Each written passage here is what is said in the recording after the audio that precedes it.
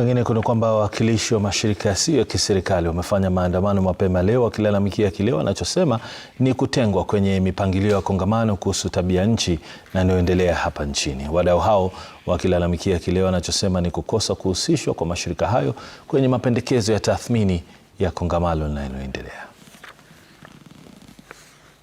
Na naarifiwa kwamba tunaungana naye sasa moja kwa moja. Mary Mwoki alikuwa ameandamana pamoja na washirika hao na wadau hao ambao walifanya maandamano mapema leo kutoa tetesi zao kuhusiana na jinsi kongamano linavyoendeshwa. Mary Mwoki, tueleze zaidi hisia na tetesi ambazo umeweza kuzishuhudia. Asante sana Nimrod, kama ulivyosema tuko kwenye bustani ya Green Park hapa katikati mwa jiji Nairobi, ambako mashirika yasiyo serikali yanayofikia kama 500 hivi walifanya ile tunaita protest from Nyayo Stadium, and they came all the way mpaka hapa Green Park, and their main argument, iwapo utaniruhusu nizungumze kwa lugha ya Kimombo, ni kwamba that their main argument is that they have been locked out from the main summit happening at the KICC, and they say that initially when the idea was fronted, or when the summit was being conceived, the idea was to sort of have an African climate summit that would bring together players in the African continent and beyond, who were going to look at the challenges that Africa is going through as a result of climate change, and come up with solutions, or rather agree on one unified front that the African continent was going to present at the COP28 in Dubai in December. But they say that somewhere along the lines, when the summit was being planned, we had the global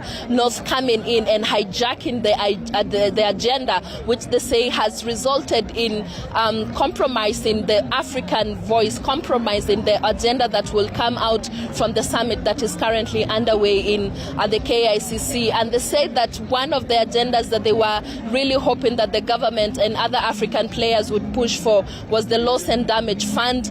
They say that Africa contributes to around 4% of the climate change crisis that is being currently witnessed across the country. But as it is right now, Africa continues to bear the greatest brunt of the climate change crisis. And they say that it is only fair that the global north and other major pollutants can just sort of contribute to the fund and make sure that Africa is well and properly compensated for the damages and the climate crisis that we continue to face as a continent. Another thing that has come forward is the advocation, or rather they are advocating for the government and the African government as a whole to adopt renewable energy. They say that the climate talk agenda has been hijacked and is unfortunately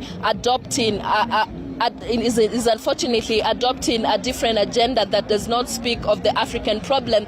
They say that we have corporates who are coming in and bringing incentives that are seeing the African continent continue to be plundered, and especially our resources. They have said no to coal, they said also no to gas, and they're asking that we have an immediate cessation of fossil fuels and sort of look for a more sustainable way of powering over. So basically that is what is coming over from this. We are following up on the story. A lot of non-state actors feel that they've been alienated from the conference that is going on, and they are also planning to do a march later in the evening to go and present their petition at the summit. Namrod. Asante sana Mary Mwoki, huyo akiripoti katika bustani ya Green Park baada ya kuweza kukutana na wale waliokuwa wakiandamana wakidai wamepigwa mikumbo kuweza kushiriki kikamilifu katika kongamano la